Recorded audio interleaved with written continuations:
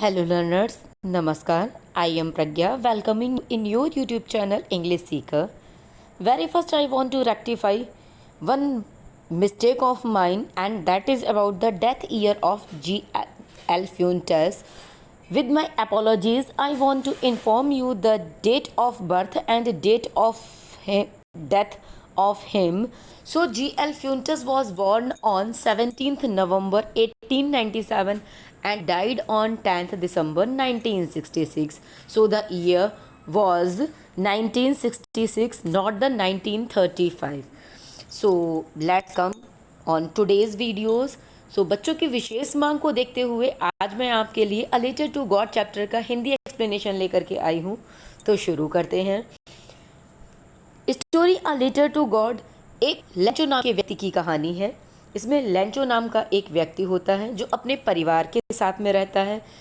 उसके परिवार में उसकी पत्नी होती है और उसके कुछ बेटे होते हैं। बेटों की काउंटिंग जो है इस चैप्टर में नहीं बताई गई है। इसके घर के बारे में ये बताया गया है कि लेंचो का जो घर था वो आपका एक इकलौता घर होता है। The house the only house in the entire valley. उसका एक अकेला एकमात्र घर होता है जो एक लो हिल, एक निचली घाटी के टॉप पर बसा हुआ था, जहाँ से कोई भी इंसान वहाँ नीचे बहने वाली नदी को देखा जा सकता था, जहाँ से उसके पके हुए खेतों को देखा जा सकता था। पके हुए मकई के जो फूल लगे हुए थे इसके खेतों को देखा जा सकता था। और साथ ही साथ में लेंचो अपने खेतों में एक बैल की तरह कार्य करने वाला बहुत मेहनती इंसान था जो अपने खेतों में काम किया करता था। उसकी फसल बहुत अच्छी थी। बस इस वक्त उसकी फसल को एक बहुत अर्जेंट नीड था, एक डाउनपोर का, मतलब एक हैवी रेन का, या फिर कम से कम एटलीस्ट शावर तो हो ही जाए, तो वो चाहिए होता है। इसलिए लेंचो बहुत रिक्वेस्ट करता है, बहुत चाहता है शिद्दत से कि भगवान बारिश हो जाए तो उसकी फसल अच्छी हो जाएगी, फिर उसके पास में बहुत सारे पैसे आ जाएंगे। शाम का समय आ जाता है, उसकी वाइफ जो है वो सपर रेडी करती है। ये लोग खाना खाने के लिए, इनकी पूरी फैमिली जाती है। जैसे ये लोग खाना खाने के लिए बैठते हैं उसी समय पर बारिश होनी शुरू हो जाती है। लेंचो उस बारिश को देख करके बहुत खुश होता है। वो आकर के उस बारिश में भीगने लगता है, वो उन रेन ड्रॉप्स को फील करने लगता है और वो कुछ ऐसा ड्रीम करता है कि जो बिग ड्रॉप्स ऑफ रेन है they are like the 10 cents and जो स्मॉल ड्रॉप्स हैं they are like 5 cents coin. तो वो वैसे ही एज्यूम कर रहा होता है। थोड़ी ही देर बीतती है कि बारिश जो है वो हवा आती है और उस बारिश को वहाँ से ले जाती है। वहाँ पर ओले पड़ने शुरू हो जाते हैं और ओले लगातार बहुत ज़्यादा पड़ते रहते हैं काफ़ी देर तक। जब 1 घंटे तक लगभग ओले पड़ने बंद नहीं होते हैं तो लेंचो बहुत परेशान हो जाता है। उसकी फसल पूरी तरीके से बर्बाद हो जाती है। उस फसल को लेकर के उसको ये रियलाइज़ होता है, जब पूरी फसल ओले पड़ने बंद हो जाते हैं, पूरी फसल बर्बाद हो चुकी होती है, वो अपने खेतों के बीच में जाकर के खड़ा होता है। उस वक्त ये सोच रहा होता है कि अगर टिड्डियों के झुंड ने भी हमला किया होता तो शायद कुछ वो छोड़ देते। अब तो पेड़ों पे एक भी पत्तियां नहीं बची हुई हैं, कोई भी फसल नहीं बची हुई है। अब हमारे पास पूरे साल खाने के लिए कुछ भी नहीं है, हम लोग भूखे मर जाएंगे। लेकिन लेंचो को भगवान में बहुत विश्वास था। उसे लग रहा था कि वो जो भी चाहता है, मतलब भगवान जो है ऊपर वो सब कुछ देख रहा है और उसे पता है, भगवान सब जानता है। उसको पता है कि कोई भी उसकी हेल्प करने के लिए नहीं है, तो अब भगवान ही उसकी केवल मदद कर सकता है। और इस उम्मीद में वो लगातार उसके बारे में सोचता रहता है। तो उसके बाद में जब नेक्स्ट संडे आता है, उस संडे को वो भगवान को लेटर लिखता है। उस लेटर में वो लिखता है कि आपको तो जानते ही हो, आप मेरी फैमिली के बारे में भी जानते हो, आपको पता भी है कि हाँ ये जो हेल स्टॉर्म आया हुआ था, ये जो ओले पड़े थे, इससे हमारी पूरी फसल बर्बाद हो चुकी है। अब हमारे पास में खाने के लिए कुछ भी नहीं है। अगर आप हमारी मदद नहीं करेंगे तो हम सब लोग भूखों मर जाएंगे और हमें पता है आप ऐसा नहीं होने देंगे। इसलिए आप हमें 100 पैसोस भेज दीजिएगा। अगर आप हमें 100 पैसोस भेजते हैं तो उससे हम अपनी फसल को दोबारा से बो पाएंगे, दोबारा से उसको तैयार कर पाएंगे। और तब तक हमारे पास में, जब तक हमारी फसल खाने लायक होगी, तैयार होगी, तब तक हमारे पास में खाने के लिए भी कुछ होगा। ये सारा माजरा वो लेटर में लिख करके उस लेटर को पोस्ट कर देता है। जब पोस्ट ऑफिस का एक एम्प्लॉई आता है, जब पोस्टमैन आता है और वो सारे लेटर्स को निकालता है, सारे लेटर्स को उनके एड्रेस के अकॉर्डिंग शॉर्ट आउट करके अलग अलग रखता है, तो उसके हाथ में जब भी लैंचो का लेटर पड़ता है तो उसको देख करके वो काफ़ी हंसता है। वो कहता है ये कौन सा सन की आदमी है भाई जो भगवान को लेटर लिख रहा है। फिर वो ले जा करके अपने पोस्ट मास्टर को, जो वहाँ के हेड होते हैं पोस्ट ऑफिस के, उनको वो लेटर देता है। वो भी बहुत अच्छे खुशमिजाज इंसान थे, जो पोस्ट मास्टर थे, वो भी उस लेटर को पढ़ के देखते ही हंसना शुरू कर देते हैं। फिर तुरंत ही उन्हें रियलाइज़ होता है कि क्या इंसान है भाई जो भगवान को लेटर लिख रहा है। उनके अंदर भी एक चाहत आती है कि काश हम में भी ऐसी ही श्रद्धा होती भगवान के लिए, इतना ही मतलब फेथ होता, इतना ही गाढ़ी आस्था होती कि हाँ हम जो भी चाहते, मतलब भगवान है वो मेरी सारी विश को फुलफिल कर देगा। तो वो लैंडो की मासूमियत को देख रहे थे और समझ रहे थे कि ये कैसे है। वो उसको उसकी फिर वो सोचते हैं कि इसकी मदद करते हैं। लेकिन जब वो लेटर को खोलते हैं और पढ़ते हैं, क्योंकि उन्हें लगा था कि इस लेटर का रिप्लाई करते हैं, कुछ भी जो उन्होंने मांगा होगा हाँ वैसा दे देंगे, कुछ भी एक्सक्यूज़ करके।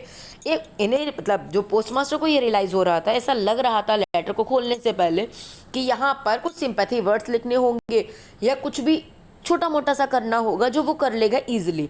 लेकिन जब वो लेटर को पढ़ता है तो उसे समझ में आता है कि यहाँ पे तो 100 पैसोस की डिमांड की गई है, जो उसके लिए भी कोई छोटी रकम नहीं थी और वो बहुत ईजिली इसको अरेंज नहीं कर सकता था। लेकिन फिर भी वो फर्म माइंडेड था कि उसे इस पुअर फार्मर की हेल्प करनी ही है। इसलिए वो अपने सारे फ्रेंड से बोलता है, अपने साथ में काम करने वाले कर्मचारियों से बोलता है कि सभी लोग जो है वो एक्ट ऑफ चैरिटी के नाम पर मतलब कुछ थोड़ा सा दान दो, जिससे कि इस इंसान का भला हो सके और जिसका भगवान इतना विश्वास है वो विश्वास भी न टूटे। तो इसलिए वो पैसे कलेक्ट करता है, लेकिन अपनी पूरी कोशिश करने के बाद में वो 100 पैसों तक नहीं पहुंच पाता है।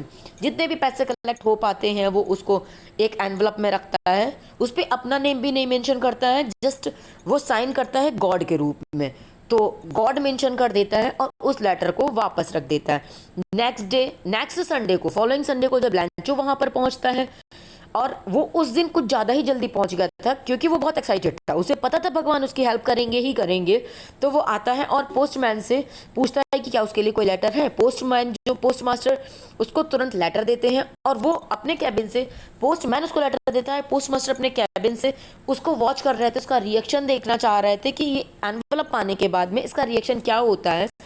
उन्हें लगा मे बी ये सरप्राइज हो कि इसको ये लेटर कहाँ से, मतलब भगवान ने इसकी हेल्प कर दी और इसने तो सोचा भी नहीं था। बट ऐसा कुछ भी नहीं होता है क्योंकि लैंचो को पता था कि भगवान तो पैसे भेजेंगे ही, 100% उसको भेजेंगे, क्योंकि भगवान का अलावा कोई है ही नहीं जो उसकी हेल्प कर सके। तो जब लैंचो आता है, एनवलप खोलता है, पैसे काउंट करता है, तो उसमें ओनली 70 पैसोज ही निकलते हैं, 30 पैसोज लेस थे। अब लैंचो को ये लगता है कि भगवान के पास में तो पैसे की कोई कमी नहीं है, और भगवान को पता भी है कि मैंने कोई ज़्यादा पैसे तो मांगे नहीं है, मैंने उतने ही पैसे मांगे हैं जिसकी मुझे बहुत ज़्यादा ज़रूरत है, जिसमें से अगर 2 पैसे भी कम होंगे तो शायद मेरा काम ना हो पाए या प्रॉपरली ना हो पाए। मैंने तो केवल उतने ही पैसे मांगे थे जिसकी मुझे बहुत ज़्यादा ज़रूरत थी, क्योंकि मुझे अपनी फसलों को भी बोना था, तब तक फसल तैयार नहीं होती, तब तक हमें अपने पूरे परिवार का पेट भी भरना था। तो वो यही सोच करके वो, उसे लगा कि भगवान ने तो भेजे ही होंगे। फिर ये क्वेश्चन आता है कि फिर ये पैसे गए कहाँ पर, 30 पैसों जो लेस हैं वो गए कहाँ पर। तो लैंचो का फर्म बिलीव था कि जो पोस्ट ऑफिस एम्प्लॉयज़ हैं यही जो है वो बंच ऑफ क्रूक्स हैं, मतलब ठगों का झुंड है, और इन्हीं में से किसी ने मेरा एनवलप खोल करके जो भगवान ने मुझे भेजा था उससे 30 पैसों निकाल लिए। ये देख करके उसकी आईब्रोज चढ़ जाती हैं, उसे गुस्सा आता है, वो फिर से विंडो पर जाता है, पेपर और पेन लेता है और भगवान को फिर से अपनी भौवें चढ़ा करके एक लेटर लिखना शुरू कर देता है।